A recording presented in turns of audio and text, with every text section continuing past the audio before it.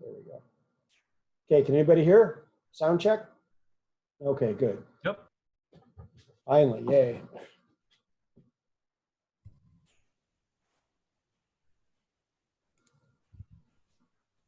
All right. Find the chat window again. Where did it go? There we go. All right.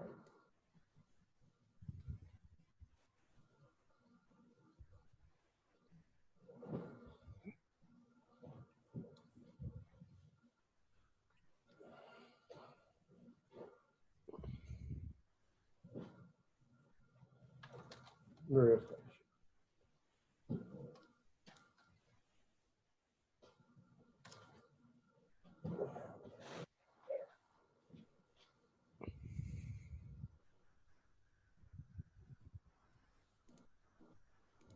Okay, you all seen the slide stack? Yep. Okay, good. Great. Just a couple more minutes.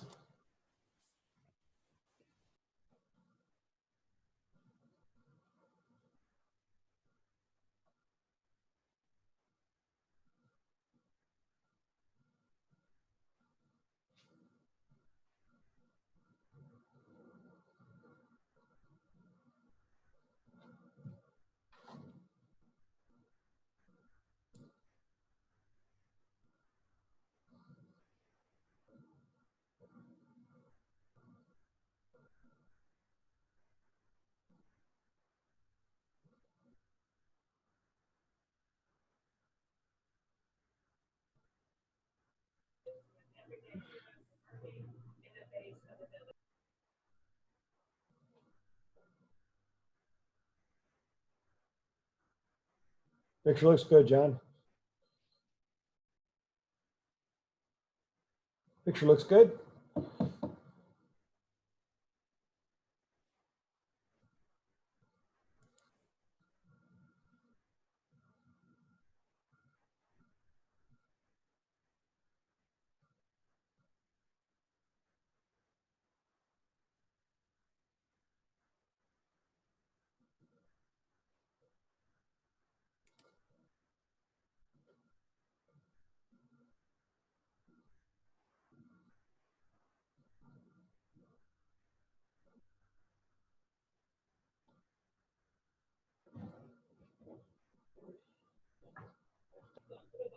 Are you able to hear me now? I hear you, John. Okay, good to go.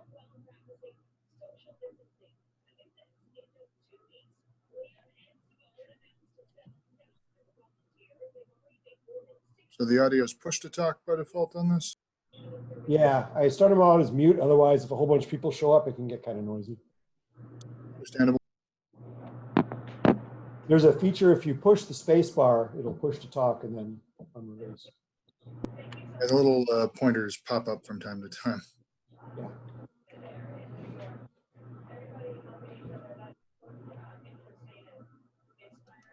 Looks like we have Alaska folks and Sam from England and Georgia and Oregon and Oklahoma. Branch, 51st and Yale. I mean, 51st and Memorial over at Fontana.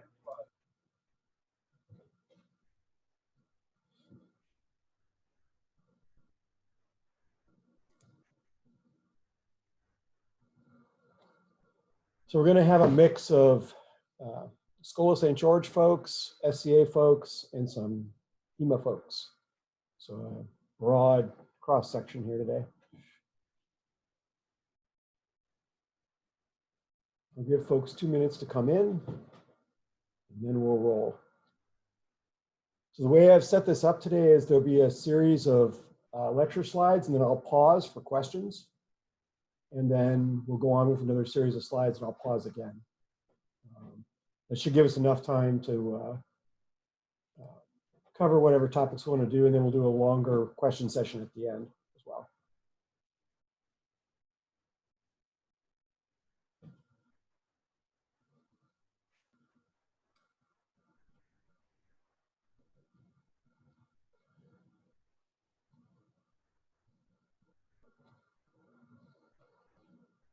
All right, well, I'm killing these last 2 minutes here. Welcome, everybody.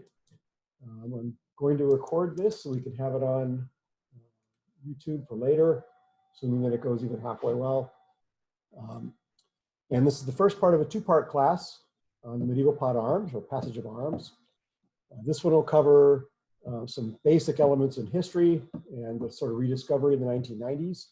And then we'll do a part 2 on Friday. It'll do some practical how-to stuff, how to host one, how to fight in one, that sort of thing.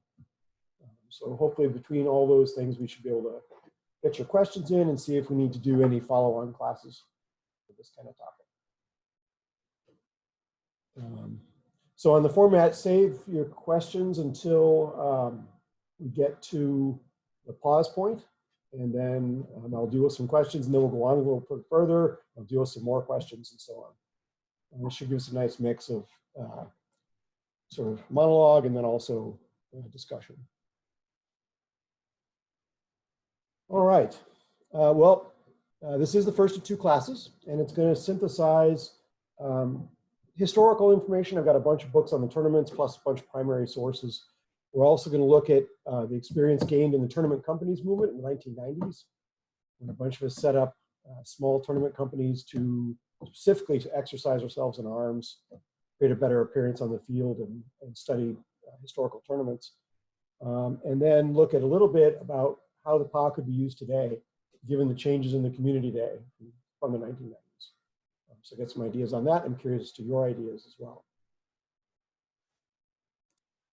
So this slide basically just says I've been around forever. And we've been curious and interested in this stuff since the late 80s and into the early 1990s. Started out doing SCA stuff. I always wanted to know why the SCA tournament worked. What were the mechanisms that were operating that caused it to function and survive for so long? That led to a bunch of the period surviving pieces, and from there, a distillation and founding of some companies, and then some exercise from primarily the late 80s and 90s, but into the 2000s. In about 2000, we started emphasizing the medieval fight books a little bit more instead of the tournaments. And part of me kind of regrets that we went so far away from the tournaments. I think we should have just kept a little bit closer to those. But things have been happening in the interim. We'll cover some of that too. This is fun stuff. I'm passionately moved by it, and I hope that you'll find some interest in it too. So today, the environment's very different. In the 90s, we only had pretty much the SCA, and there wasn't anything else. So we set up the tournament companies. I'm trying to add something more to the SCA, not to change everything, but just to add another way that you could go about the same sort of tournament experience. Today, there's a lot more. There's HEMA, there's the ACL-BOTN, there's the SCA. Some people do LARPs. There are a lot of different ways people are exercising themselves in arms. And there are a lot of different tournament formats out there. But really, none of them really is very similar to the historical pot arms. I think that the historical pot arms can be very, very useful across the spectrum, not only in these individual groups, but also for binding them together. You can have tournaments that actually cross over, which is kind of fun. The pot arms itself is really a challenge tournament. And you get right down to it. The point of it is really a series of defenders, tenants, as they call themselves, almost where the word tenants comes from, get together and decide to hold a place, a river ford, a bridge, a section of fence, just a place under a tree.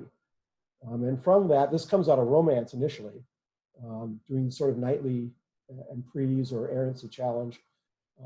But over the course of the Middle Ages, as we'll see, the events got much larger and they became giant festivals. Well, today you can have events all the way from 1 or 2 individuals just deciding to hold the field for a while, all the way up through a huge planned event with 100 participants and so on. So there's a lot of room, historically and today. One of the big things, though, with the PA that I think was misunderstood by some folks in the 90s is that you've got to have the focus still on the fighting. You have the other things surrounding the fighting, and it creates an important stage, but you want to encourage prowess as one of the aspects that you're testing. So it's important to have the heraldic display and the sort of sincere talk and all that. When you get right down to it, you still have to have the fighting. And it's important, and it's the way that we actually exercise it. The PA field is designed using heraldry and pavilions and fencing and so on to try and create a focus point for what's going on in the field. So it becomes a stage. And the SCA has known this for a long time and has used this effectively, and I think HEMA is discovering it to some degree.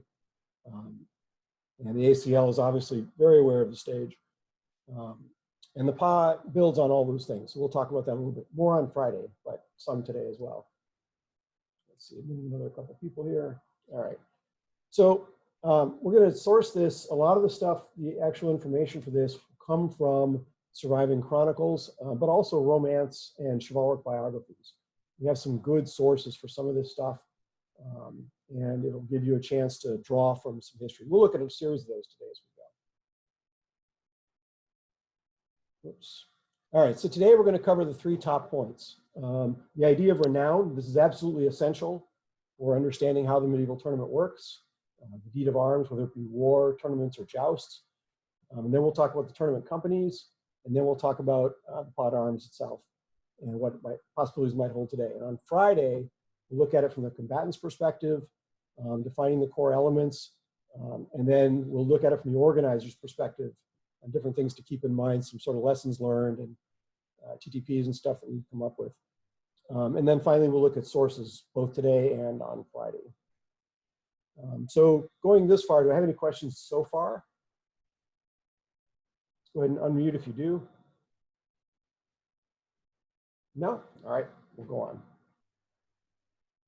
Okay, the first thing, the core concept, is this idea of renown. Now, we've sort of heard the word, often in English text, it'll be called worshipfulness. It's kind of reputation, but it has a military component to it. So the medieval legal idea of fama is sort of related to this, but it's not exactly the same. Renown is earned primarily on the field, and it's the judgment of your peers primarily about how you comport yourself on the field.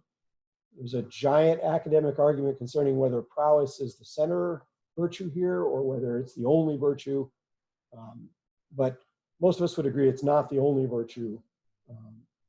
And the point of the pot arms is really to showcase all of the virtues.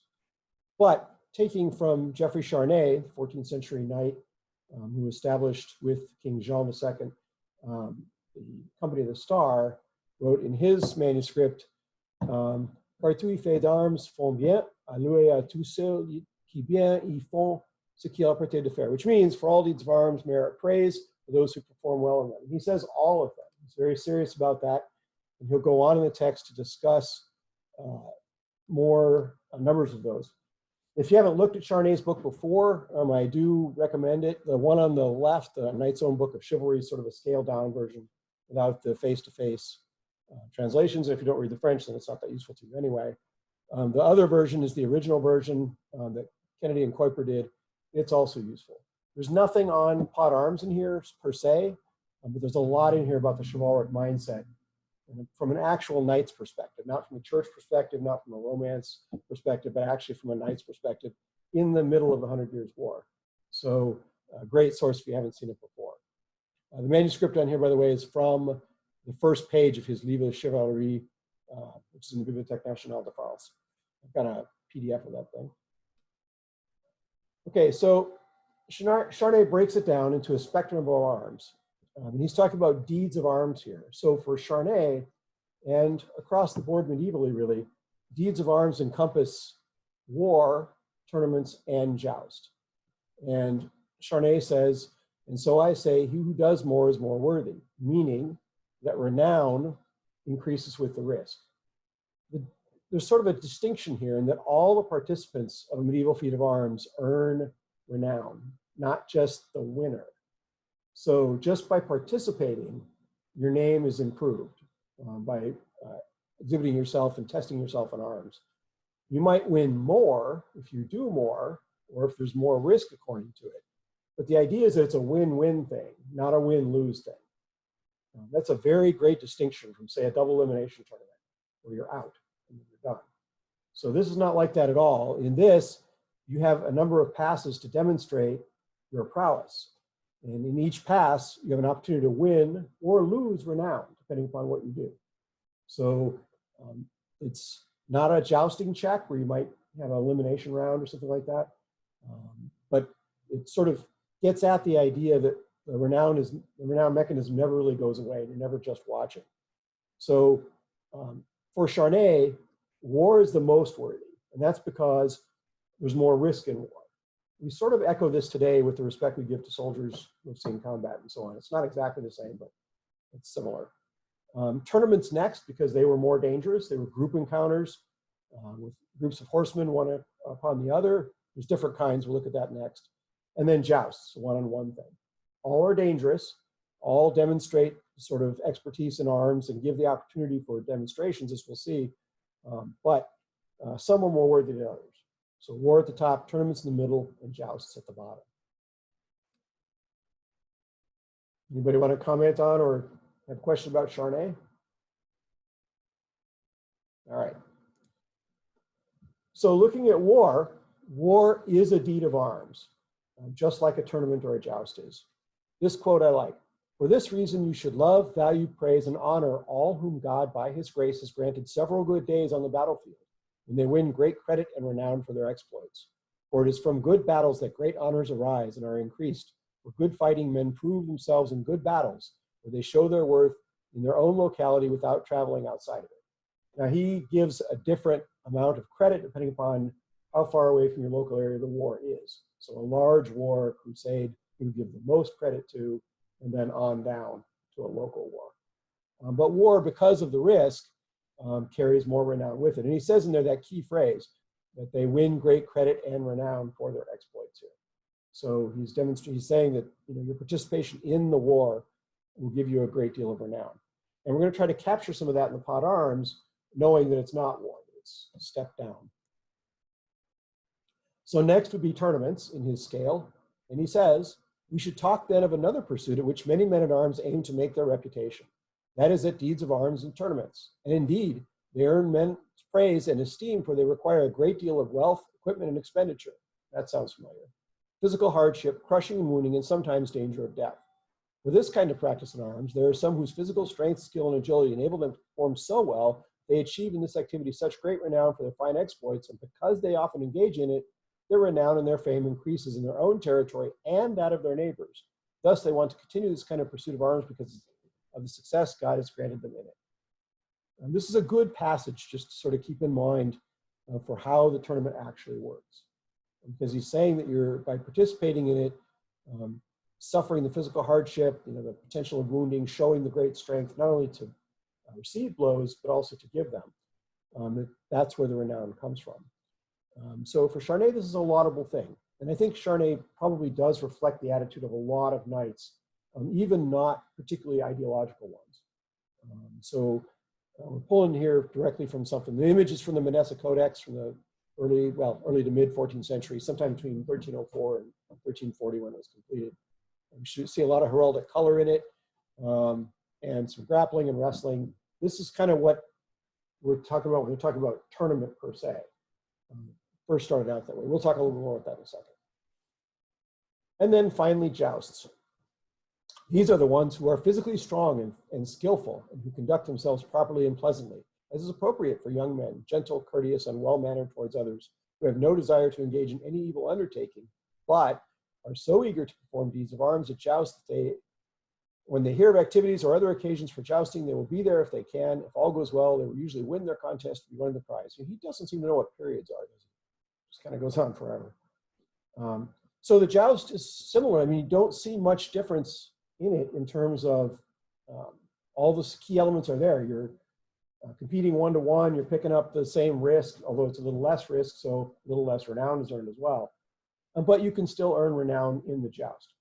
So this idea of renown is going to be central to the idea of the pot arms. And you have to keep it in mind because it's what everything at the pot arms is structured to reinforce, is the renown of the participants. And so the idea is to try and build up that renown. So when Charny talks about tournaments, there's a whole slew of things that he's really talking about. There's a couple good books on this. Juliet Barker, the Tournament in England, 1100 to 1400. I recommend that one highly.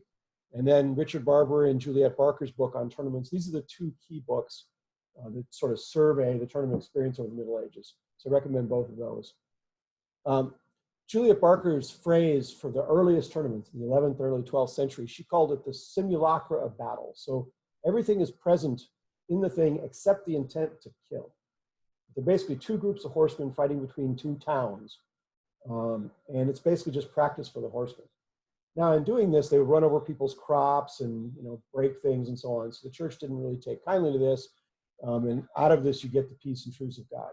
In fact, it's a 13th century instance when someone brought crossbowmen on the field. This is generally viewed to be a non-chivalrous thing, but they did it. So pretty rough and tumble. The general Latin term for this early on are hasteludes, or spear games. And this could be anything. Now, these are primarily mounted games. You don't see a lot of foot activity going on here, which distinguishes it from what we do today, where we have 95% foot activity with a little bit of equestrian stuff. But I still think we can get at the gist of it. The medieval behord, this can cause quite a bit of turbulence in today's world because, of course, some of the Eastern European and Russian folks call what they do behords, but they're fighting with rebated steel. And as far as my research shows, that's basically behords were fought with batons of ash or willow or whale baleen and with kerboilie armor or quilted armor. So not terribly different from what the SCA is doing in a lot of ways. But behords were generally held before the main event sometimes, and sometimes they were the main event. You'll see all kinds of interesting references to them in Germanic and French literature both. Then there's the sort of 100 Years' War, what they sort of called a feat of arms, the combat of the 30, held under the old oak tree. Basically two, what do I call them? Two, garrisons that decided to meet up and earn renown during a period of truce. So they set a time under this old oak tree and they went at each other. There were not very many knights taking part, a few, but most of them were squires and unbelt, what we think of as unbelts. And it got pretty rough and tumble, very different than what you might have at a formal tournament or a round table, but renown earning. And I think today's ACL or BOTN very much captures the spirit of what was going on in the combat of the 30. So that's a good analog for that. Then there was the round table, which some pot arms are round tables. These are Arthurian style events where people are taking on the persona of somebody in Arthur's court. So heavily anchored in romance. I come as Gawain today, or Parzival, or something like that. And it's half acting, half fighting. So it's a little bit different than what we might think of as a true sort of pot arms, although a lot of the pot arms did use an Arthurian theme. So the round table very much comes out of romance, whereas the combat of the 30, that's a pure battlefield thing. The behord is a battlefield thing. Hastelude's battlefield thing. The round table is probably half drama and half fighting. The pot arms, though, the challenge style format that we're going to spend our time talking about, is usually but not always Arthurian, and it has some themes in it too sometimes. So a series of things there. Any questions on these?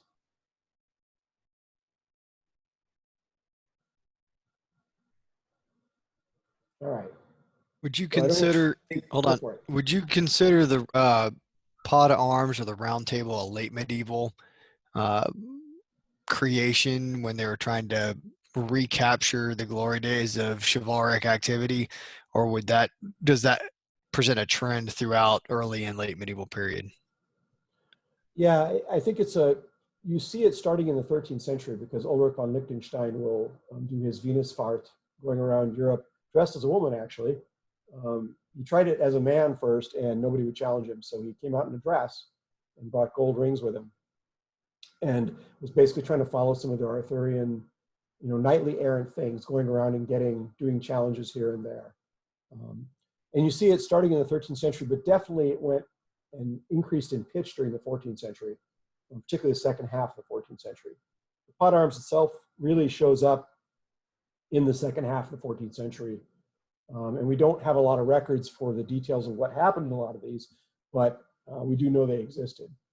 Edward III was very, very major sponsor of these sort of things in late 14th century, well, middle 14th century England, and then they continued along. In the 15th century, the round table sort of starts to go away, and the pot arms is mostly dominant at that point. And then some of these become giant festivals in the 15th century. We'll see some quotes from some of these here, so hopefully that'll give you a better idea how it looks.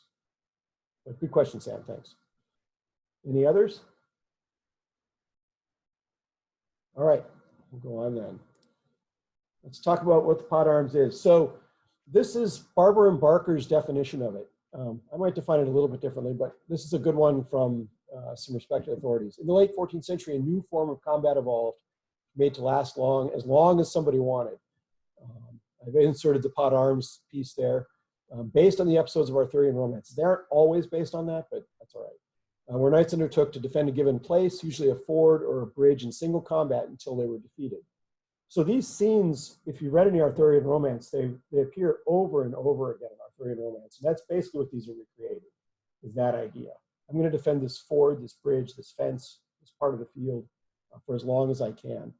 And over time, to sort of get at your point, Sam, heraldry will become more and more important as the 14th century rolls on and into the 15th, to where you've got the whole thing sort of covered in heraldic display and shiny armor and so on. That will become, because each one is trying to outdo the other one. Chivalry is, however, as you say, though, sort of always backward looking towards an ideal time. And you can sense that in these pods. The idea is to try and get back towards the roots of what chivalry really is or what soldiers ought to be doing. So it's sort of a both of these things. And part of that is because romance itself is supposed to be sort of a teaching tool for the Knights of the Middle Ages. They read the romances, they're entertaining and all, but they always present moral, ethical, or physical problems to solve.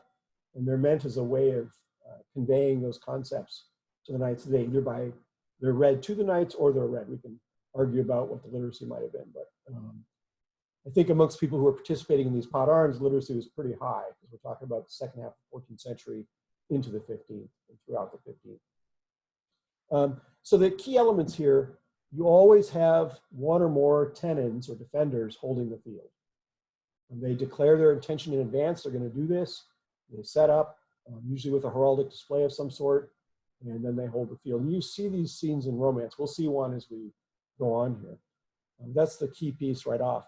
Sometimes there's a theme. I'd say most times in history there's a theme, but in the reenactments in the 90s, that wasn't always the case, and they still work just fine. So the key mechanisms seem to be there, whether or not you have a theme, but a theme can help tie it together.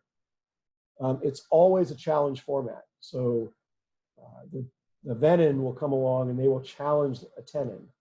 We tend to run them in rounds or passes. Every round, each venin will have a chance to challenge anyone they like, any venin. And as we'll talk next time, I never would balance the sides. So it might be that as a tenon, you might have 3 challenges one round. That's perfectly fine. You might also have no challenges one round. That tells you something too. Nobody wants to challenge you. So I would tend not to do that. But that seems to be a key element, whether you, there's always the challenge component. It's not a tree or anything of that sort. And then also important is always, it's a full spectrum of chivalric virtues. So however you think of those, charity, franchise, prowess, generosity, etc. This is an opportunity to show all the virtues, including prowess. So you definitely try to show those as as you make opportunities on the field. And if you're hosting one of these, the idea is to try to set up circumstances whereby people have the opportunity to show it, and are encouraged to do it. There's some tricks that we'll talk about on Friday to pulling that out sometimes. You can do it alone without a staff, certainly, if you're running a small event. It becomes more challenging as the event gets bigger.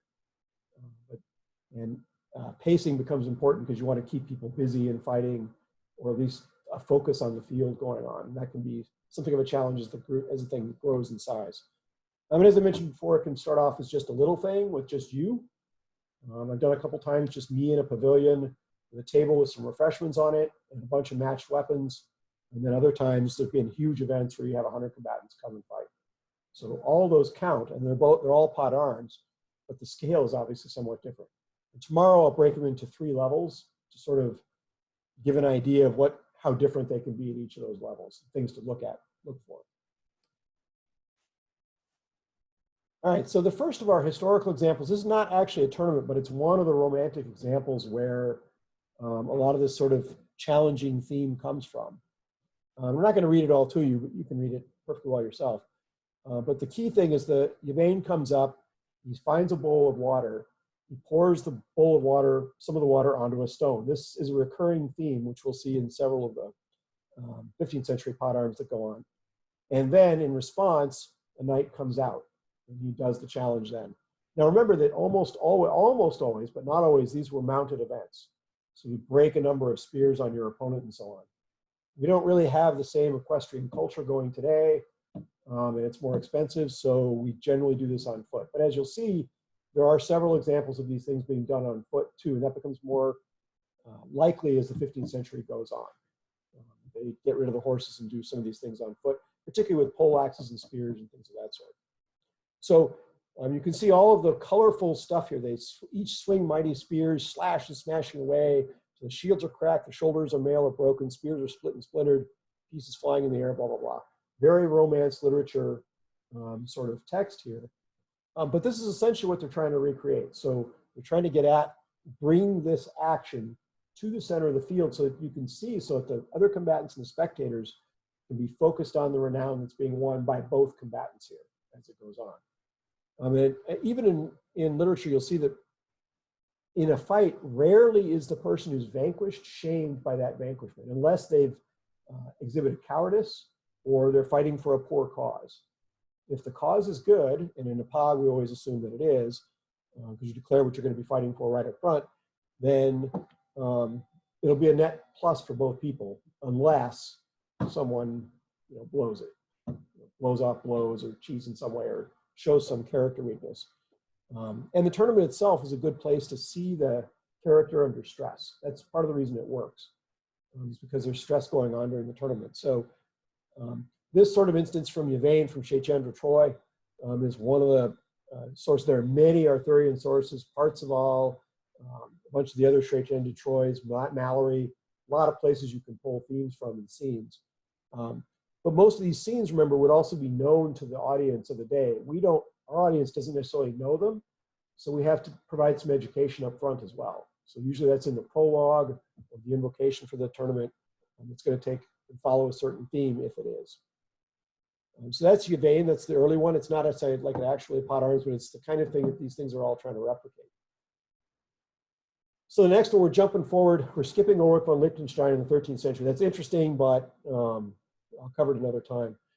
This is, some of you have probably heard of Boucicaut, the Marshal of France during the mid to late part of the 14th century. Traveled all over, was purported to have met Fiore de la Barry at some point. I don't know if that's true or not. He claims it in his prologue, though. Anyway, Boucicaut took the leave of his king, and he and his companions went to set up the camp at St. Engelbert. Let's see. He had his pavilion, which was particularly beautiful and richly appointed, erected on a broad meadow. 2 companions did likewise in fine array. A little in front was a great elm tree. On each of its lower branches, they hung 2 shields. This is where the shield of tree idea will come from. Not from this event, but from romance. One signifies war and the other peace. Hanging on one branch was a horn to be blown by anyone requesting a joust. So instead of a bowl of water, they used a horn. Once any challenger had struck the appropriate shield, the appropriate defender was to come out fully armed on his horse, his lance raised, and spur into action. So this is very typical for the way these things would go. And you'd set up with the pavilion and the weapons and the tree, and you have different colors of pictures on the tree, or different colors of shields on the tree, and you can choose jousts à outrance or à la plaisance. One, depending on whether you're jousting with sharpened tips or not. We modified that slightly. We do different forms of combat for each of the shields, but you can do whatever you want if you're pulling it from history. There's a lot of choices here. This is the only tournament talked about in Boucicaut's knightly biography. but it's an interesting one. It lasts for 3 days. He holds a whole series of encounters here, so kind of cool. So jumping ahead a little further, in 1449, this is from Olivier de la Marche, Memoirs, also famous because he chronicled the poleaxe fights of Jacques de Lélin. But in these fights, he's talking about another one, which this surprise lasted 6 weeks, only had 7 challengers, a lot of expense for just 7 challengers. In the 15th century, very frequently the person running the tournament or the emprise everything would get all set up. They'd just get set to fight, or they'd throw one blow or something, and the person charged would throw a baton and say, "You've done enough." Olivier de la Marche, the chronicler, talks about this as extremely frustrating with the combatants. When they show up all that way, they don't even get to fight. Obviously, we try to avoid that today. In this one, a bunch of royalty or nobility were present, and they've got the shields attached to a cross or a tree. We're not actually sure what the parallel was. Then the German knight rides up, presents himself, retires to his tent. 6 squires take to the field. And this is one where it's kind of interesting because the actual combat seems to have taken place on foot with axes. It says Ash in the text. The actual combat seems to have, or at a time when the Duke threw down his baton. So they fought until the marshal threw the baton and said, "You've done enough." So fortunately, they're not all equestrian events. Some of them are on foot as well. And so that's a cue we can take as well. Olivier de la Marche is very cool stuff, talking about a series of these feats of arms that he was present at or knew people who were at, but it's still all in French, which is fine if you have French. You can go through and find some Olivier de la Marche. I have them on digits if you want to look at them that way, but they have not been translated. And this last one, the famous one from Spain, just to show sort of how all across Europe these things were. All the knights whose attention it's brought should be made clear that they are accompanied by 9 knights will hold the field at Obrigo Bridge, a distance of 5 paces from the road, more or less, 2 weeks before this Apostles' Day, where he shall remain for up to 2 weeks after the festival at the time, unless he's released. There's ways that might happen. So he can release, in this case, if he breaks 300 spears, kind of like some of you may know Brian Johnson broke a bunch of my poleaxes in a pas. With strong spearheads, in war harness, without shields or targes, nor more than any one reinforcing piece over each piece of armor. It's another series of technical things they were doing with full plate in the 15th century. So that gives you a series of events that are all very kind of similar in format from the 14th century, taking their cue from the 12th century on. And you see sort of component elements in there. Anybody have questions or want to make comments on these? Before we go on? No? All right. So here's one. This is interesting to HEMA folks because these are not knights taking part. 31 burghers in the city of Tournai formed a society of the Round Table in 1330, sending out invitations to heralds to many towns to come the following year. 14 cities came, each company was met, escorted their lodgings.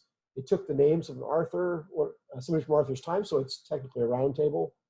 And then they basically did a combat in the thing. We don't know what the relationship of this might be to the fighting schools and so on. This is in 1330, so before most of that got going. But you can see an interest amongst the burghers of the cities in echoing what the nobles are doing. And this is at a time when the power of the economic power of the cities and towns is rising, and so the noblemen and the burghers want to gain the social prestige elements that the nobles have. So they did sumptuary laws so that they could have access to the same sort of clothing. They bought country estates, and they held these sort of chivalric festivals, sort of mimicry for what the nobles were doing. So for those of you who are not doing military stuff but are doing more civilian stuff, there is precedent for it, even in a civilian context, in a city context. So I threw that one in there just kind of for interest. And this is the date 1330 here, so probably that would go up all the way up to the end of the 15th century. All right, so you see that most of these things are based on romances. And the idea of romances is to teach about morality and physical action and so on, primarily ethical, but they are supposed to be practical texts. They don't teach you how to fight. But they do teach you how you're supposed to bring that martial power to bear. And so the pot arms is supposed to be a blend and bring in some of those elements, not necessarily fantasy elements, but it should bring in and offer opportunities where you can show those things, in particular generosity and things of that sort. This is a great time to show that. Next time on Friday, when we talk about participating, I'll talk about ways that you can do some chivalric gestures during the tournament or around the tournament to help with that. The gallery has a big opportunity here to show what they think is important. And if you balance that with what's going on in the field, it can be really cool. Mostly they drew from the Arthurian stuff, but there are other things too. The Tales of Alexander, the classical history of Rome. Sometimes you'll see pods set up with those themes, the Nine Worthies, or no theme at all. You don't actually have to have one. Recent ones we've done, we did a 100 Years War one in Hawaii. We did a Tax Day pod arms in Hawaii. We've done a Horatio at the Bridge one before. And so there's a lot of ways you might pull this off. Seven Sins was one that was done in another place. So lots of opportunities to weave it together. What you don't want to do is get lost in the theme and lose the martial nature of the event. And you got to still have the fighting be a focus. And it's easy to get lost if you try to shoot for the moon too high. Okay, so let's go on to the next one. Okay, one point I want to make here is the pot arms is absolutely not a chivalric duel, and it's not a judicial duel. I think there's a misconception based on the popularity of HEMA today is that knights went around dueling all the time. That is really not the case. It's very rare historically. A judicial duel is a win-loss situation where one person wins and the other person loses. Pot arms and most deeds of arms, as Charny defined them, are supposed to be net wins for the participants. So this is a very different thing. In fact, in a judicial duel, if you're pushed out, you could be hung. In fact, they were trying to discourage this during the 15th century. And pardon me, we've got some people entering. They were trying to discourage judicial duels during the 15th century. So they would even have a threat against the victor because they've now brought or conducted manslaughter against the loser. So these things didn't happen as often as we might think. There certainly was some discussion of them and some interesting rules and stuff. But texts like Talhofer and Paulus Coward are basically showing you a judicial duel, not a feat of arms. You might consider a judicial duel a kind of feat of arms. And it would be, but it has that very important difference in that somebody's losing and somebody's winning. It's a zero-sum thing. So a little bit different. But all the techniques would be similar. The point would be a little different though. You're trying to push the guy out of the list. That's not usually a pot arms thing. You might do it. So duels are pretty rare as we go forward. Does anybody want to throw in on that or have a question about that? Might be a point of some debate in some communities. So the distinction between the two is whether or not there's a win or end state at the end of it, and whether or not it's to settle an issue versus just to raise everybody's renown. Right, or celebrate the whole spectrum of virtues. Yeah, that's right. That's what I see the difference as anyway. Okay. Good question, Micah. Okay. So I have a question to that. So with a tournament though, I would think even though everybody is having a net gain, there could still be a winner, like somebody who was absolutely. Totally. The win, the best, the person who won the prize, the person who's at the top. There's just nobody who's losing or being penalized or being accused of something or hung, like you said. Well, and I'll clarify because most pods do declare some kind of winner in the 15th century at least. Before that, your victory in tournaments was usually by acclaim. So the other opponents would you pretty much know who's done the best over the course of the day. And they would recognize them in an informal way. As the 14th century comes to a close, we come into the 15th century, you do start to have a victor selected, but not by a win-loss tree or something like that. It would either be selected by the tenons would choose amongst the venons who was the best. We'll talk about that more on Friday, but or the gallery might choose. And it doesn't actually have to be an or. You can have multiple prize winners from this. So, but it depends, and that's a tradition that we started in the company St. George. And I think I've seen it elsewhere too, where individual combatants decide to honor someone else. which is where the term honor really comes from, right? You're recognizing somebody's virtue for things that they've done. Now, you can also lose renown if you've got the wrong attitude out there, if you obviously don't make an effort to come prepared, if you're not fun to fight. All those things can cause you to lose renown. That's why, otherwise it wouldn't be a test. However, if someone has been invited and decided to participate, probably they don't have those issues. And they show up, and it should be a net gain for everyone. But as you said, Micah, there's no, net loser at the end of it. There may be a winner, but the idea, if you follow Charnay's logic, is that everyone who participated will usually get named in the chronicle as to what happened. So the reason that's true is because they're all worthy of renown, so their names are listed. Now, if anything spectacular happened, positive or negative, that will also be listed. And so it would be more or less renown for those people. That makes sense? So it really becomes more of a matter of degree. Yes. Yeah. Yes. That's a good way to say it, Tom. I think that's probably how I'd put it too. And the good part about this is that if you're participating as a novice, you're going to earn some renown. First of all, the novice doing it gets more renown right off. It's the first one. But also, if you challenge the most difficult person on the other side, well, there's renown to be gained in that, rather than challenging someone you think you can beat, because you're actually striving for a higher plane. So it isn't something that we keep track of on a score sheet, but it's pretty clear if you watch. And that's why focus is so important. You want to keep the focus on the fight that's going on. You don't want people sitting on the side of the field talking about their computer programs on the weekend, because the idea is that everyone's supposed to be watching and deciding how much renown is earned from their own perspective. So keeping focus is pretty important, which is why you have a circle of pavilions and a fence or a barrier or something like that, to keep the energy focused right there. Because as a combatant, you'll see you can feel the difference, like in a big tournament when the focus is all on it. The PA tries to get that for every fight, and to make sure every fight has that focus, whether it's an individual fight or a group fight. And I think the SCA has done a good job of this, and the ACH, BOTN guys have done a pretty good job of this too, trying to set that focus up. And I think there's some cues that we can see as if we look at images. We'll look at more of them next time to see how well they focused it. Now, a feat of arms, a judicial duel has that focus too, but it's the zero-sum thing. So a lot of ways you can create that focus, but you want to look for opportunities. You want to recognize people that are doing the right thing, have the right attitude, bring the right stuff. Who's prepared? Who is this important to? You can tell.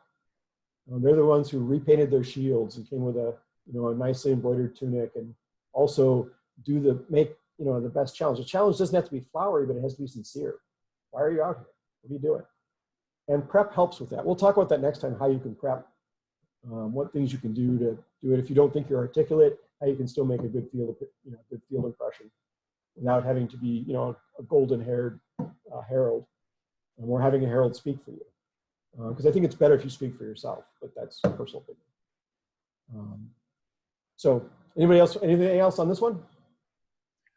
I was wondering, are self-calls, calling hits on yourself, would that be an example of, I guess, the generosity or chivalry?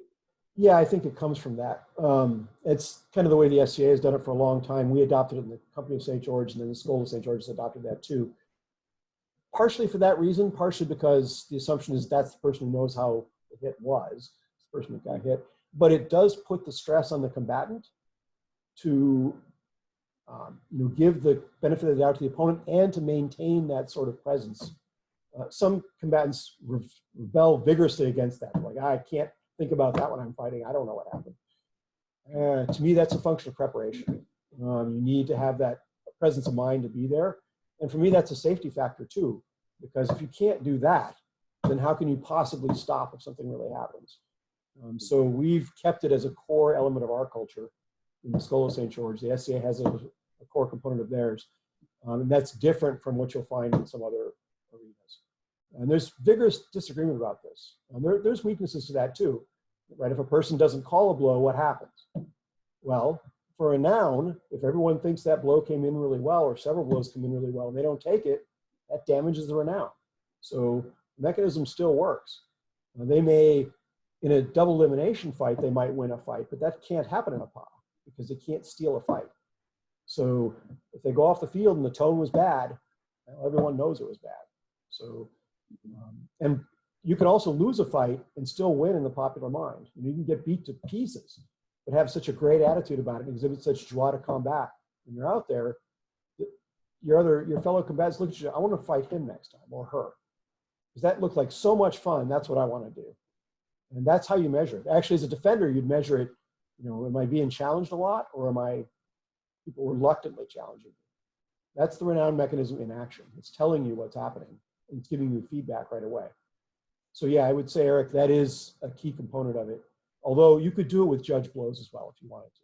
And that's certainly a choice that you could make depending upon who you expect to come to the tournament and what their traditions are. You might flex that depending upon what happens. So good question, thanks. Anybody else on this one? I thought this one might elicit some commentary. There have been a few tournaments in the steel fighting community where they've done both structures, where you have that objective victory state. So you've got the winners, first, second, third place, what have you. But then at the end, they'll ask the gallery or the other fighters or whoever to nominate the favorite fighter or favorite team or chosen person or whoever for this. So you'll see both of those mechanisms in place sometimes, or one or the other, depending on what the tournament format is. Yeah, and it's up to the tournament sponsors to decide just what they want, which mechanisms work for what they're doing. Even when I served, I was on the throne in an SCA context, we would have the tournament victor, but then we would call up somebody we thought was most chivalrous then after that and make a bigger deal of that. So there's ways you can do it in any mechanism. I think you can work it. That's just up to vision of the tournament sponsors. So yeah, anything can work if you've got the right, attitude going into it. You want to encourage good behavior. That's really the point here behind any tournament, is to encourage the kind of behavior that we're looking for, both in terms of generosity and also in terms of prowess. I just wanted to chime in and kind of affirm that we've seen this behavior a lot. We had a PA over Valentine's Day. It was a tournament of love and swords. And one of the mechanics we wanted to use to reward this was an exchanging of little valentines. We had a few events. One of them was sort of a double elimination, so more traditional.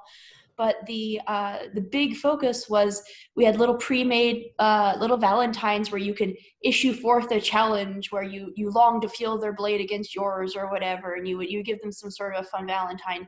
And it wasn't the people with most wins necessarily who had the most valentines. The prize went to the person at the end who received the most valentines. Yeah. And that was our Casanova for the day. But we didn't tell them ahead of time that that's what the prize entailed. You just had to give valentines as you normally would. And we had a couple young guys where they didn't win all their fights, obviously. They won about as much as they lost, but they were just so gracious about it, and they were so fun to watch. They jump around, they're really enthusiastic. You present them a valentine, then they'd be like, how could I refuse such a request? And they just had so much energy for it that, it wasn't some of our old timers who win a lot of their fights who received a lot of valentines. Everyone's like, yeah, I know how they fight. They're really, really good. But like this guy is fun to fight. I feel engaged in the fight. So we had a lot of fun with that. And it was very rewarding to see people's eyes kind of light up when they get the challenge and they step onto the field. And it wasn't about who had the most wins. It was the issuing of the challenge and then the picking of the terms for the challenge that really engaged people. I'll be completely honest. This wasn't, I didn't have this in mind when we did it, but the fact that all the Valentines were dirty puns was almost a challenge on people's boldness as well. How brave are you to stand up and say this out loud to somebody's face loudly in front of the room? Yeah, they were all pretty naughty puns, but it was Valentine's, so we had to go with it. But like, you had to be very bold in issuing your challenges, and people really, really got into it. It was very fun. So yeah, I second. I really like the PA format where it's not just about who has the most wins. It's about the presentation. It's about the energy. It's about engaging with others and being able to get that renowned. It was also extremely telling afterwards. We went to like Village Inn and got pancakes after the tournament, and everyone was talking around and having coffee and stuff. And it was like, the people who didn't go for pancakes, the guy who won the Casanova didn't go for pancakes. Everyone was like, oh man, I wish he was here. I would have congratulated him. He did so well. And oh, Jesus, you see that shot that came in from so-and-so? Oh man, I can't believe he didn't take that. Like, that was ridiculous. And like, it's really apparent how people's reputations spread through the social interactions afterwards. It's a pretty connected community up here. So it was very much a display. Like, people weren't talking about who won the double elimination. They were talking about the challenges. They were talking about who did what crazy trick, or who, took that shot really well, or did you hear what so-and-so did, or whatever. It was great. So.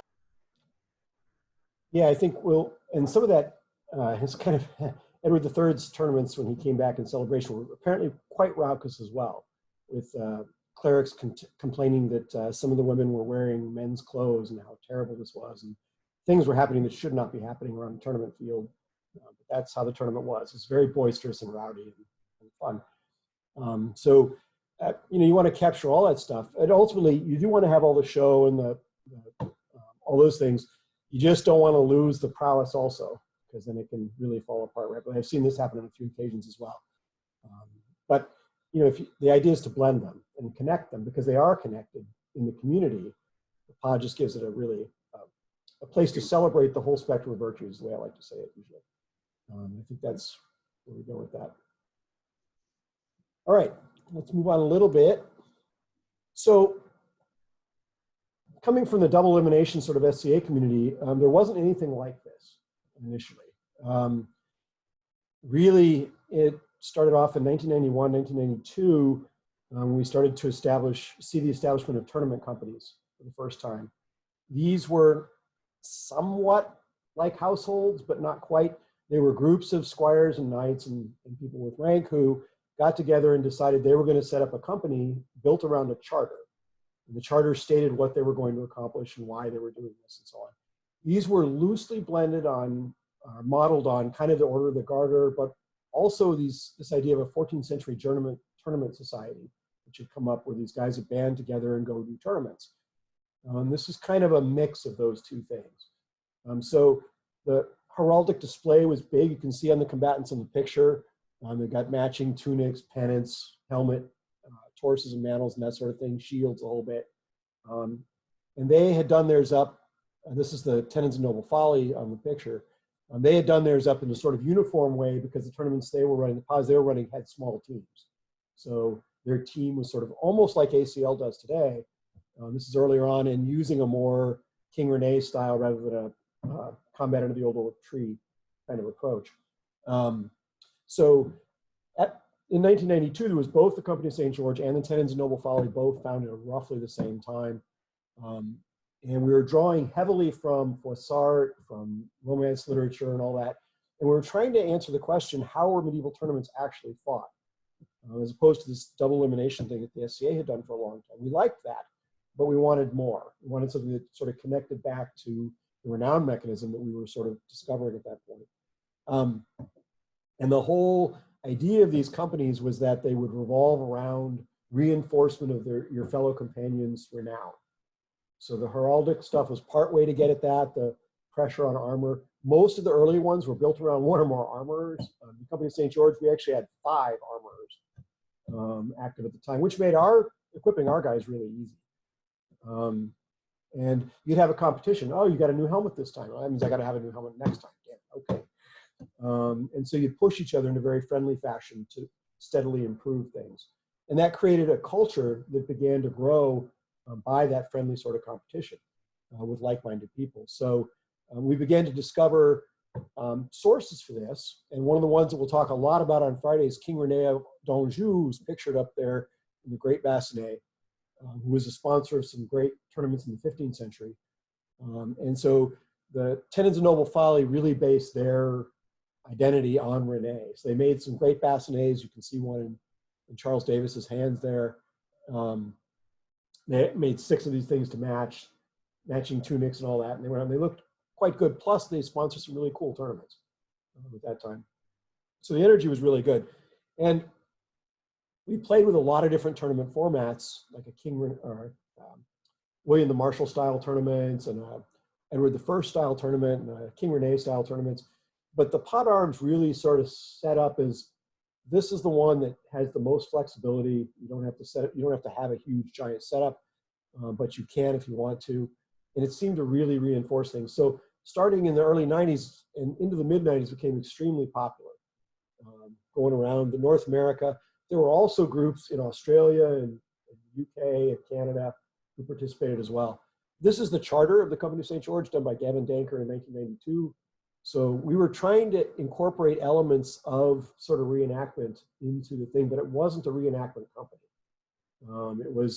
We wanted to get as authentic as we could within the bounds of reason what we're doing, but we felt that the SCA stuff could get better. So we decided to push on that as one of the things the Company of St. George's was trying to do. And I think the Tenants Noble Following, the other tournament companies were trying to do a similar thing. The mechanism for this is before the internet really became big and before we could do chats or Zoom or anything like that. We used, you'll see on the screen, the Chronique, the Journal of Chivalry. We used primarily that initially during the early 90s. We had a couple hundred subscribers to that. And that was where we chronicled what was going on. So a lot of the tournaments have accounts in there. We did a sort of chivalric discussion section, which is about a third of each journal. We put 10 questions out or so, and then people would answer the question. You can do that electronically today. And by 2000 or so, we'd stopped doing it because the internet was coming alive. So we moved to a KCT website, and then we gradually just let social media take over. In 1996, I did a book encapsulating a lot of this, the Book of the Tournament. That's where I sort of started in the book publishing realm. And we weren't the only ones there. The Tenants Noble Folly were also established in 1992, and there were at least 15 other companies. In the Chronique 17, I think there are 15 of them listed at the back who were formally organized and held events regularly. And they were all doing their own tournaments and such. So they would sponsor a tournament. I tried to fly to as many of them as I could get to, and that worked until about 97. There were just too many of them. But it was a cool thing. And I think it actually affected the way that the SCA did some of its big tournaments as well. It also prompted a reaction against sort of heraldic display and late medieval stuff, sort of a warrior culture, counterculture thing. The School of St. George really grew out of the Company of St. George. We first were becoming really aware of the fighting treatises in 1999. We wanted to set up and have some people who wanted to focus on that as well as the other stuff. So we set up the School of St. George alongside the company, but then the company kind of atrophied. I moved away from California. We stopped doing it for a while. But recently we've been talking about, Sam and I have been talking about setting it up again. So a new Company of St. George again, people who want to get back to doing this hot arms tournament company sort of thing. That's where the garter medallion comes from up there at the top. So the first of the pot arms we did was done in November of '92 in Berkeley. Maybe it's appropriate, it was Berkeley, California, but so this was set up, it would qualify today for what I call sort of middle grade, the company pot arms. We had 8 defenders and I think 15 challengers at that one, all SCA people, a lot of senior SCA people who had been around forever. Heinrich of Hahn, who was at the first tournament, Paula Bellatrix, Duke Radnor, that's Duke Steve Beckingham there. Future Dukes, I think Uther is the guy with the poleaxe who's extended there, is a future Duke of the West. Michael St. Sever is no longer with us. And a lot of people who really thought that's what they had joined the SCA for was that we weren't really, Company St. George was inside the SCA, was also outside. So we reserved the right to do things that had nothing to do with the SCA. So we could push the rules further than what the SCA would allow. And so we tried some events with steel weapons and whatnot and began to explore that stuff. With 7 Armors, that made it easier. And we also had sort of an auxiliary company in Southern California that did a bunch of cool tournaments as well, also the Company of St. George. But you saw events all across the country, Maryland, North Carolina, Florida, Australia, lots of places. And they started to happen at big SCA events as well. This is what gave the impetus for the Combat in the 30 at Penzic, which is a little bit different. It's more like that old oak tree sort of thing. It's not quite a PA, but it is a more medieval style tournament than what a double elimination event would give you. So all of these things were bound up and happening kind of at the same time, and grew into the sort of culture we know of today. In 1995, I went up to Minneapolis and was able to do this Pas de Roi Rene 3, where they had a ton of people. I think there were 60 combatants at that one. They had a giant castle of love that they had built out of plywood, and the gallery really run that event. The ladies really decided what was going to happen when. I mean, you had small groups competing against each other, which was the tradition of the groups up in Minneapolis, Milwaukee area. So I joined a group and we had fun that day. They did a Helmschau, which we'll talk about next time. A Helmschau is a sort of procession where you look at everybody's helmet and talk about people's worthiness to be in the tournament. You can open up some cans of worms there if you're not careful, but it's a thing that they did in the 15th century. So they did it up in Minneapolis as well. And it shows that you could do it as a team event, not just as a small, not individual event. I think some of the ACL stuff, the OTN stuff, the live steel community is sort of reflecting some of that today, with the difference they don't thrust and some other things. That would have been a very medieval thing, though, to say we're not necessarily going to thrust in this event because we don't want to. Probably wouldn't have been thrusting in a King Rene event because they had those big bars on the front of their helmets. So probably lots of crushing, much like an ACL. And then the last one I'll talk about is we had a giant one at Penzic where we had 7 of the tournament companies get together and do kind of a stations thing. So you go meet the tenants of noble folly and fight what they wanted to fight, which I don't remember what that was that day. And we were doing sword in one hand, though. And so you do a series of 7 challenges around the end, and you collect 7 pilgrims tokens for having gone around. And that was one. They're just different ways to run the sort of same thing, change up a little bit. With these big ones, though, pacing is very difficult. Some people were stuck waiting in line for a long time at one station and couldn't get in at another. So tough to coordinate. And I think the bigger and more elaborate they get, the tougher pacing becomes. It becomes much more of a challenge. We'll talk about it more on Friday, but that was a good event. Unfortunately, I have no pictures. No one that I talked to in any of those companies has pictures. It's unfortunate.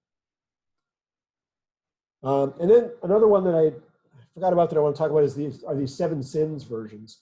These were kind of cool because there were stations again, much like in the 7 Sins and the other one. At each station, someone played one of the sins. So what they were doing was they were trying to get the combatant to commit that sin. If they did that, they lost the fight. If they didn't, then they could win the fight. But there was a really incredible one where it was envy. And we had a guy who really wanted to be knighted and was, at that prowess range where he was probably close, but the knight who was doing it took out from behind his back a rolled up knight's belt and threw it on the ground in front of him and said, "Go ahead, pick it up. You know you've earned it. It's just politics keeping it from you now." And the guy started to actually shake and quiver right there. So he realized, oh, he really wasn't ready because he thought he was. And that moment clarified it for him. He realized that there was more to it than that. So you can do more with these things than just a challenge tournament. That one, there was a hermit that you'd go to for sort of talking at the end, much like happened in Raymond Lull. So a cool little event. There was one, the first one was done in company St. Mark, but then there were several of them done in Northern California as well. Extremely popular with folks. They love that format. A little challenging to put on because you've got a lot of stuff to coordinate in advance, but fun nonetheless. Now, all these PAs have some things in common. The emphasis is always on renown. It's always earned by acclamation, so you want to keep the focus on it. Each built a stage of some sort. In the picture here, we did one in Norman, Oklahoma, trying to build a stage, so you've got to focus the fighting. And then the heraldry and the authenticity really, really helps. You can do it with masks and fencing jackets, but it really helps build the moment if you start to build up the equipment. And it can be clothing, but ultimately you do want to try to invoke as much of that as you can. You want to encourage that. In every case, the ones that we ran at least, some of the hardest fighting I've ever done has been there. Pole axe to counted blows of 25. That's excessive, but you did those things. I can tell you 25 blows received with a pole axe can be kind of exciting. I don't really recommend it for everybody, but it's fun. You can do those things over a barrier. There's all kinds of ways to play with these. but you want to actually give moments in the way you structure the event for these sort of chivalric gestures to come up, times to recognize other people, times to demonstrate that generosity, that respect, and so on. And we'll talk about how to do that next time. I think the 90s ones were very popular in that they changed the SCA culture some, and they gave some impetus to some of the other groups coming along, because some of that stuff was carried into the early BOTN piece of one with people who were active in the SCA as well. But as I say, it did trigger a response as well. It was not all positive, saying there was too much show, too much heraldry, not enough emphasis on real fighting. And I wasn't at all the PAs, so I can't say, but in some cases that was true.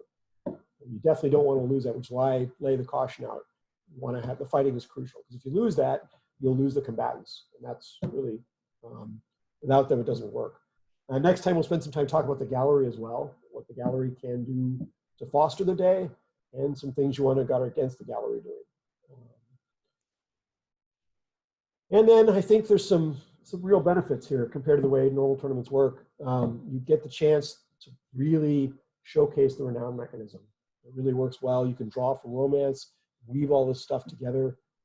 Because there's not a point system to work against, people behave differently in these. They don't try to figure out how many points they can get into this tree or that tree.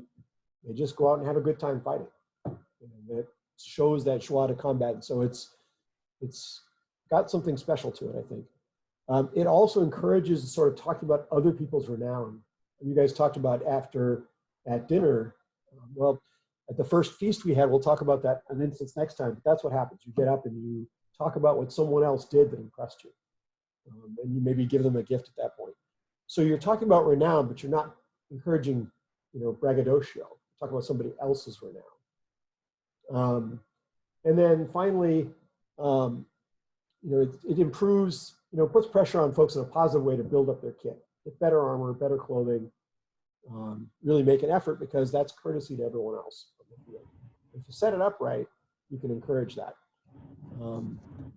And then today, I think there's a really cool thing, because you can use it in any of these menus. It works as well in cut and thrust, SCA, HEMA. You can use it in any format. It'll work.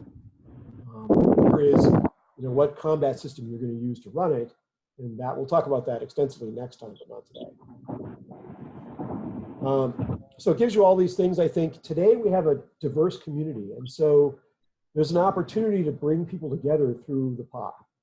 You guys have been doing it in Alaska to some degree.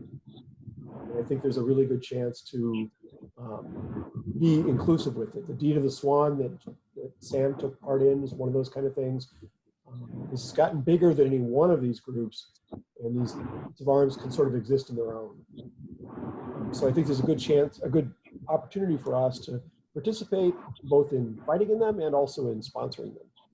And the last thing is, there's just a lot more stuff out there today. It's a lot easier to get the stuff than it used to be. And we had the luxury of many armors, but now there's a lot of places you can get armor.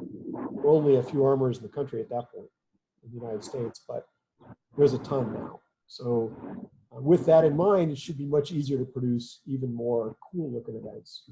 Go from there. So here's some places you can go for more. If anyone's interested, I've got a bibliography I can send you, but all this stuff's available. The Chronique back issues are all available on the Schola website. These two books on Charnay's thing, Knight's Own Book and Book of Chivalry, are just general good sources. Two Turner books are useful. And then lastly, I recorded a bunch of things, sort of things I talked about today in the Book of the Tournament, second edition at least, talking about it. So all those are good sort of secondary sources. But really, the medieval romances are where you're going to get a lot of your ideas from. So read through those. You'll get cool ideas about what to do.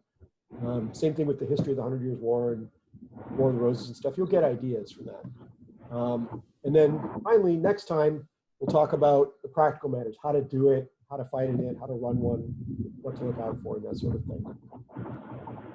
So here's the list. I'll breeze by, write this list, because it's just, we did cite some things. So let's go to the sort of question discussion segment here.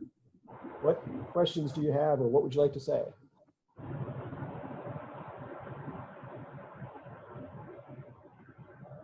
You got something, John? Say again? We have you with the mic. Something you want to say? Oh, yeah. You're going to see more in Oklahoma. Thanks for having me in on this. The company of the Lynx Argent is a small tournament company forming with members of the Tattersall School of Defense in Oklahoma and the Sembrogi School of Defense in and Western Martial Arts in Oklahoma City. Very cool. Thanks, John. Eric? Yeah, I had a question as far as, I mean, if you did want to keep track of points, you know, outside of a PAW event, just even in sparring, could you do kind of a hybrid of, I was thinking something as simple as, you know, if you might lose 4 points for a stroke to the head, if you call it yourself, it could be 3 points. And that would be a, you know, kind of a way of incorporating the chivalric element, but also of decreasing kind of the load on judges, because you might have an interest to call the blow on yourself before the judge did, and the judge might have missed that call anyway, but now you wanted to avoid the extra point. Sure. I think you could do that. We've tried to experiment when I was in Hawaii with a lot of different point sort of systems.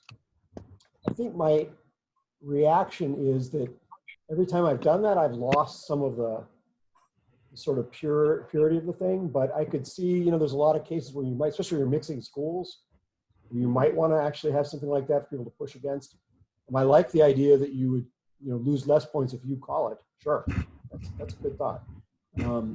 But I think you can have it either with your calling, you could have it with judging. You could do it either way, and it'll still work to some degree. It depends really on what kind of, you know, stage you build and what kind of atmosphere you build. And this, you know, if you're going to do judging, the quality of the judges would make a lot of difference, because it's really easy for people to get bent out of shape with bad judging. So I think you want to be, if you're going to do that, put a lot of effort into the quality of the judges and to the sort of chivalric framework that sort of guides the whole thing, so that people are concerned about the whole thing. For example, you can't get points for generosity, really. So how do you weave that in? It tends to put it just on the fighting alone with the points. And then if you give a chivalrous award or something, that tends to be an also ran kind of thing. But I think it could be done. I think with the right atmosphere and the right sort of sponsors, you could do it. Well, you mentioned, you know, challenging people of different levels where, you know, a novice might get more renowned for fighting. I imagine that would be easy to incorporate into the point system, you know, where if you challenge somebody who's ranked, you know, X higher, then it might be worth more to that novice than to them, or sure. You know, although it works in reverse, right? If you're a senior person, it's almost impossible to get points then, because you're not going to be able to actually build up points that way. We ran a William Marshall tournament sort of based on that kind of idea, where the amount of money that you would have to ransom based on your capture was based on your rank. And so what happened was a very interesting sort of historical dynamic where the people who had high rank got very large groups of men around them. It's like, yeah, you're not taking me because I'm worth too much. And it doesn't really engage, it doesn't pay for me to engage with anyone because I'm at a 3-to-1 disadvantage. So why would I engage? Let my men-at-arms go out there and do the engagement. So they'll capture and bring him back, that's cool. Which was a dynamic that you see in early tournaments anyway. So we were happy that that naturally kind of replicated on the field. We'd also in that we've done a 2-point penalty if you had a grill instead of a solid face, that sort of thing, trying to encourage people to bring a better visor and stuff. So there are tricks you can use in the way that you structure the combat rules to do that. And I think the essence of the PA is not dependent on any of that. Those things that we listed on the list, and we'll go over them again next time, but those things will still be there. How successful it is does depend, though, on how fluid and how accepted the rules are. When I run things, I tend to have less rules because I want it wide open for people to sort of show the spectrum of what they can do, both in terms of generosity for their opponents and their prowess. But other groups want lots of rules. So it depends on, but I think the PA itself doesn't matter. That's up to the sponsor's sort of personality and what they want to achieve during the course of the day or the sponsoring group. So that's an open thing. There's lots of room for experimentation in there. The other piece to this, which sort of dovetails to that, is that One of the things that is often not done is there was usually a write-up done after the event that, where you list what people did, and that serves to expand the renown even further. We've done that periodically. We used to do it all the time. There used to be a portion on the old KCT website that chronicled all these things to sort of preserve what people were doing. That's also a time to, to record lessons learned.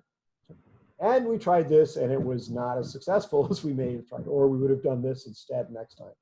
So there's sort of we have the formal section where you talk about it in sort of almost a medieval expression. And then there's a sort of after action section where it's like, yeah, don't do this, do this, do this, don't do this. These are sustains, these are changes, that sort of thing. And if we build up, continue to build up sort of the community around those things, we'll preserve those things and we'll learn the lessons learned as we go. In this sort of new era, we're trying to mix a lot of different groups and weapon forms together.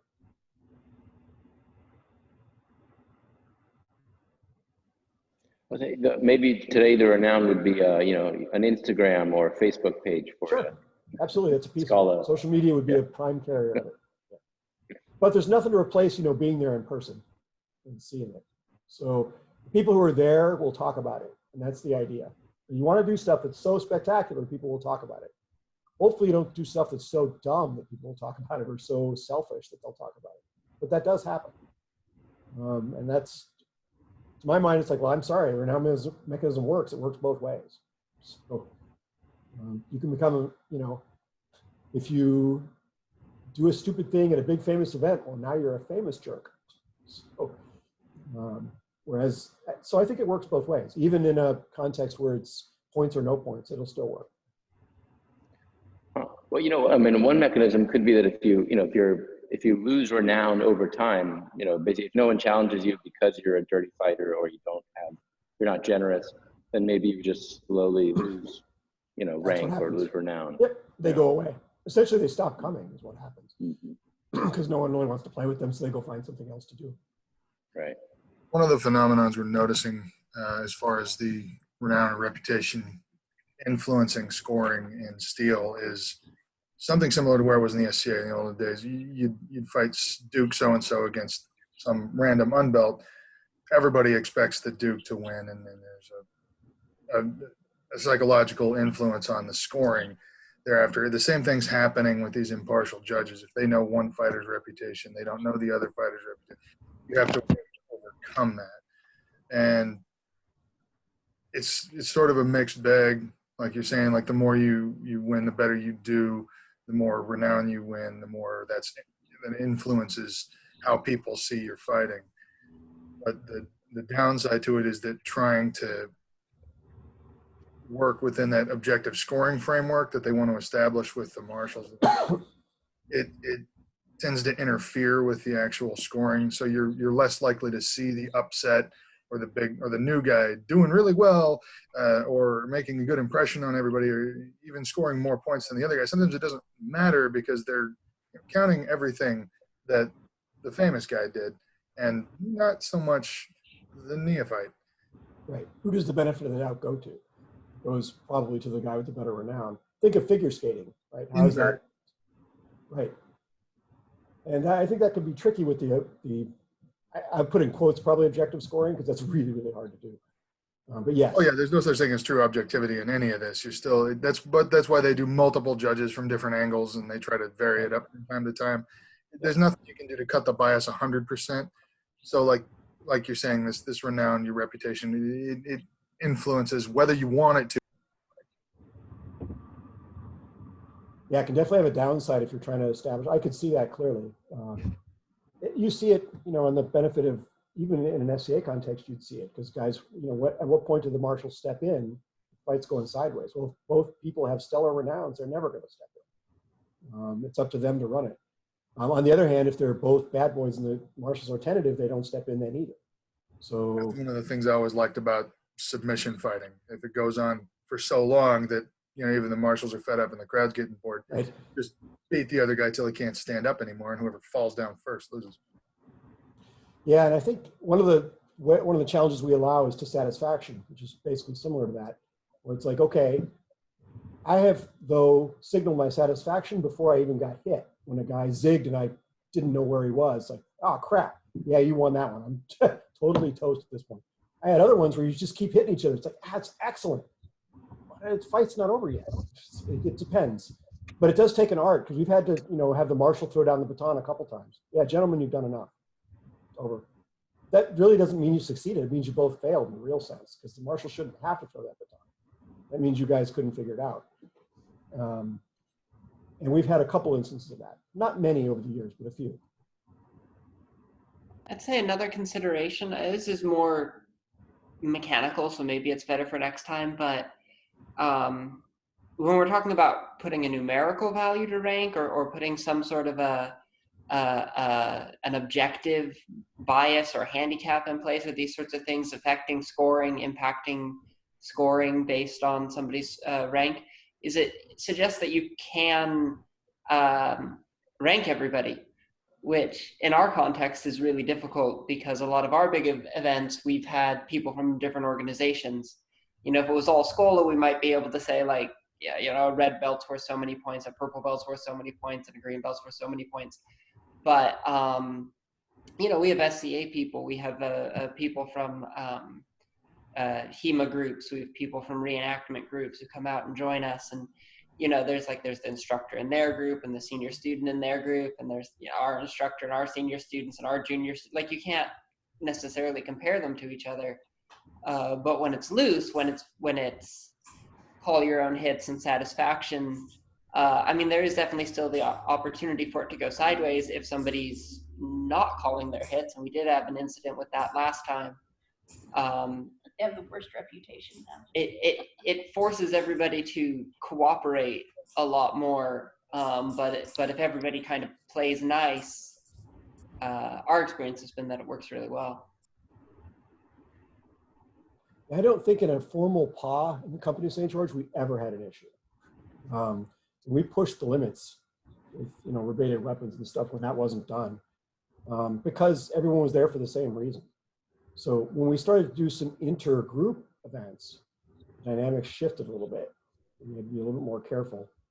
But I think the objective rule set, or judging or ranking or points, adds another dynamic that you have to be careful, because it depends what you're trying to do. If that's your focus, then okay, then the PA can help with that maybe a little bit, at least in terms of the form. But if your focus is actually the renown, then the points thing actually might damage that. Depends on how you run it. Because you don't want people coming away from the event saying, yeah, it would have been a good event, but I just don't think the point thing worked very well. We had a few times we played with that in Hawaii where I don't think it worked as well. It was experimental, so we knew that was good. It didn't work the way the company's ones had worked before. But different sort of equipment, different groups, different support mechanisms and so on. But the essence of the thing still be the same, and I still think they can work no matter what, how this works with you. So the essence, I think the elements that we covered, and we'll hit them again on Fridays, the key elements that they all have in common, can work whether you want to use points or no points, or rank or no rank. Obviously, rank was a very major issue historically, but amongst knights, all knights were supposed to be equal in this regard. So it didn't matter if you were a duke or whatnot, you still competed as a knight, not as, or man-at-arms or what have you. I've never seen an instance in a PA where they structured it, okay, men-at-arms are worth this and get this much, knights get this much. You're a combatant. When you go out and demonstrate or lose as you will. The expectations, I think, on the ranking person are higher, certainly. So it's probably harder for them to earn more renown, but it's easier for them to lose it. Whereas on the other side, it's easier for novices to gain it and harder for them to lose it, because they get exception, because they get benefit of the doubt because they're new. So I find the mechanism really interesting, but I could see, Mika, where it would be difficult if you were trying to really do an objective scoring system, how well it would work with that. In an SCA context, people had accused us early on of saying, you're trying to change Crown Tournament, you want to make it like a PA, where everything is, by acclamation. I don't think that ever would have worked, and we never advocated that, because I don't think that you could do a tournament like that where there's one winner with so much on the line in this sort of format. I just don't think it would work. Now, can you do the heraldry and all that along with it? Oh yeah, sure. But the challenges, you can do all that, but the way you determine the victor has to be, in that sense, there has to be an objective-ish way to do it. So our open method wouldn't work for that. So, some of this is perception management. What are people expecting when they come to the tournament? Vice, what do you do when you're there? And the sponsor's job, as we'll talk about next time, is to set those expectations and then to manage the day so that people have the opportunity to celebrate that joie de combat, but to also see examples of the whole chivalric spectrum. If you've done those things, regardless, then you've probably succeeded in having a successful pop. Because people should go home talking about it. And if that's the case, you did it. So, that's how I would measure it anyway. Okay, other questions or comments? Yeah, I got one about like when they would be the earlier pod types where they would, stand under a tree, go, I'm Yeah. holding the field. Was it just until they got beaten, or are they just all comers? No, it's normally all comers over a set period of time. So I call this an errants pas. So you take your errancy, you go out somewhere and you set up. Like I say, you can just do it under a tree with hang a couple shields up. It'll work. And they would typically go so that everyone is satisfied. So if you're doing it for X number of hours, or if 9 people show up, you'd fight all of them usually. Now, there's always exceptions mentioned historically. Yeah, so-and-such took an injury, so he's out. That happens. We hope to minimize that today, but it does occur. Or you have a major equipment failure. So in those contexts, I would show up at the side of the field with 2 pairs of gauntlets, because that's something people didn't often have a lot of. 2 pole axes, 2 spears, so that we'd have matched weapons for everything, and some refreshments. So let's do it. I'll be here from 1 to 3. Anybody wants to come up? You could also do it and say, until I take 50 blows or 100 blows or whatever it is, until I give 100 blows. You could say it that way too. Just depends on how you want to host. We have an SCA combatant up here who's done something I've been very impressed with, and I haven't taken him up on it yet, though I intend to. I'm trying to remember his exact challenge, but Sir Cyrus recently issued a challenge to the entire populace that he was going to fight. I think he has. I think he has 100 rings. I think it's rings. Yeah, you got 100 and silver rings. he'll only give it away if you beat him at a single sword bout. And he says he's open to challenges anytime, and I don't remember what date he gave, but he said he wants to give away all the rings by a certain date, so please come challenge him so he can do that. Yeah, those are a lot of fun. That's kind of modeled on Ulrich von Liechtenstein's Wienerschwart, where he brought 300 gold rings and said basically he'll do the thing until he's given up all the rings. He'll travel around doing that. So, and because gifting is a piece of this, we'll see next time. I'll tell the story of Geoffrey Matthias and how he made his statement at a feast following the first Plot Arms, the St. Crispin's Day one. And that really impacted people because he showed up and he basically stood up at the feast and made this fantastic speech, gave his silver ring away, which he had made. And then everyone's like, well, okay, the bar's been set way higher than where it was at the beginning of this feast.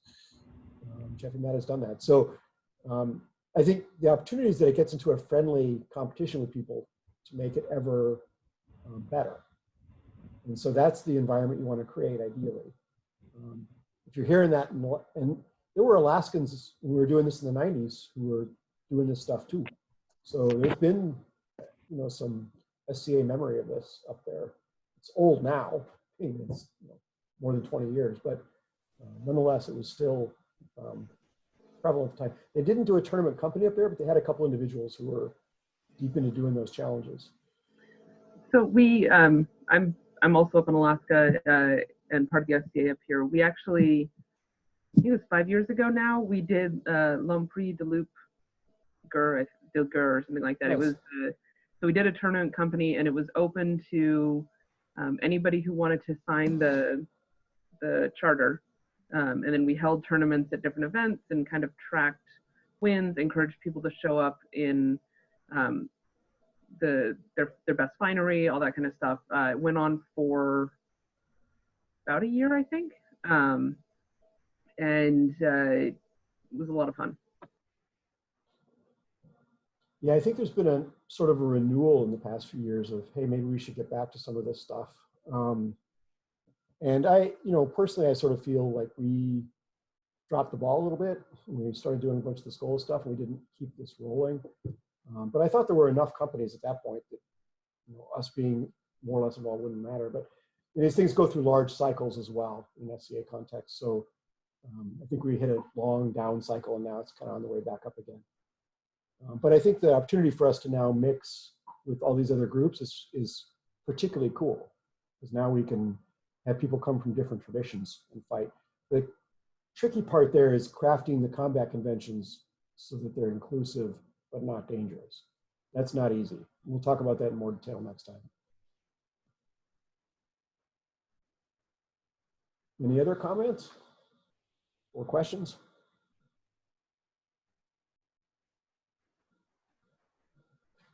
All right then. So the next one will be on Friday at 2 p.m. same time. That's more of an operational one. We'll also videotape that one. At least we'll try to. We'll see how well this one came out. And we'll post these with a link so people can get to it who weren't able to come today. And hopefully we can use it as a sort of forum where we continue to compare ideas and advertise tournaments and things of that sort. Generally give a way for people to connect, because I think that most of these sword communities are really fellow travelers. We're coming at it from different aspects, but realistically, at the chivalric core, they're all the same, or they should be. So. All right, thank you then. I'll see anybody else who wants to come on Friday. If I have questions in chat, I'll get to those. I'll reply to you offline. If you have questions, you can feel free to send them via email or however. It's fine, I'll answer them there as well. Other than that, thank you for coming today. Appreciate it. Have a good day. Thanks. Thank you, Brian. Thanks for having it. Thank See you later. Thanks. Later.